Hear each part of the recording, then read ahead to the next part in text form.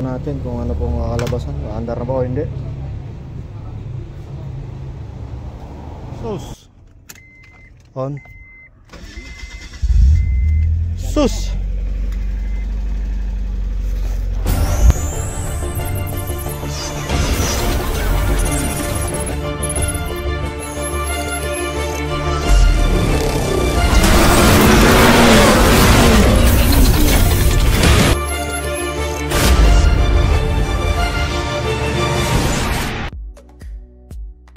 Ano? Problema tayo, Mandar? Mandar ko. Oh. Naka-stop ko eh. Pinapandar eh. Oh. Yung stop ko, mandar. Kasi bigla matay na lang bigla. Bigla nang parang nawala ng power.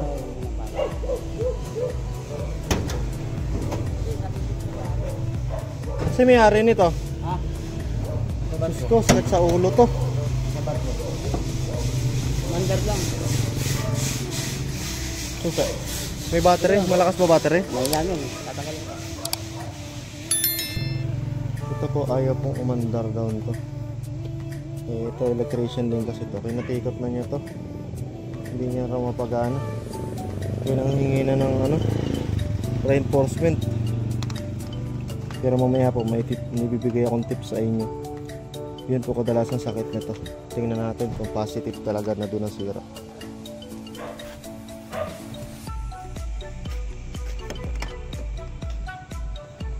Sauce. Baklas na ay.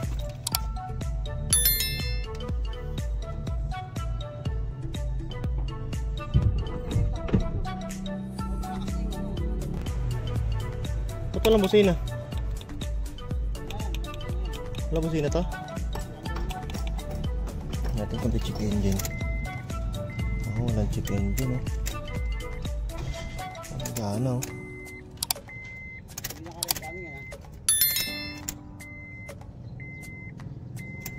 Tingnan natin yung computer box.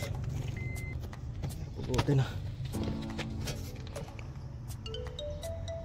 Kamay mo. Ayun nga, ang ano. Diba? 100%. Buksan natin. Sunog nga yung boxer. Di tayo nagkakamali.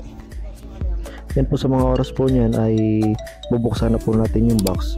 And tinatanong nga po tayo ng tropa. Kinakabahan po siya, baka raw po siya yung sisihin na mayari dahil kung nasira yung kanyang ECU. Ay advice ko po ay hindi po siya ang dahilan, dahil po nakarami na po akong ganyan na troubleshoot. ECU po talaga yung nagiging sira, may lifespan po yung pyesa.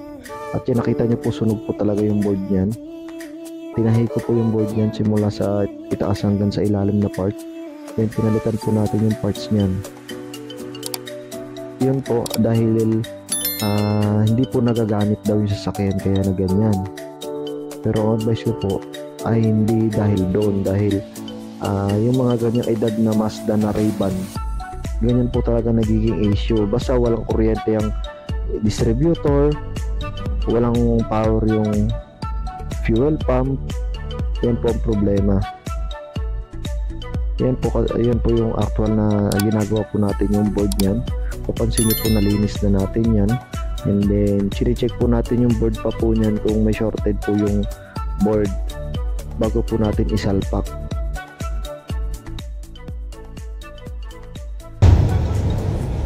Pinakabuk. Tingnan po natin kung ano pong kakalabasan. Andar na ba o hindi?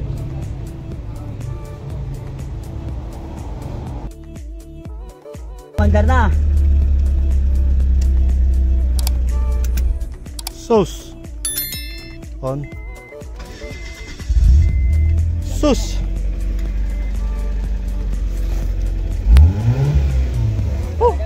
Ayos. Mandar na. ECU repair po. Nirepair po natin yung ECU nya. Ayaw po umandar nito. Mazda 323. Ayan po makina.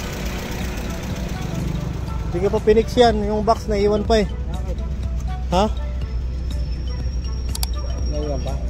Ito pa nga pinix yan kasi mga may kulang pa. Ano yun? Ako lang mag-service? Ha? Ako lang maglalagay?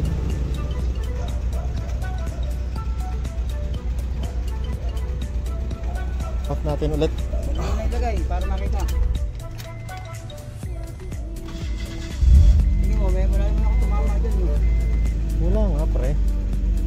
Sabi ko nga sa'yo, nataon lang sa'yo. Ang dami ko nang nagawang gan. Mga-unders na iniwan kasi sa akin yan. Hindi nga. Kasi nga minsan, syempre, Hahatak na kaya. Yung di ba umukuha ng kuryente yung pagka... oh, Puliwanag ko ng...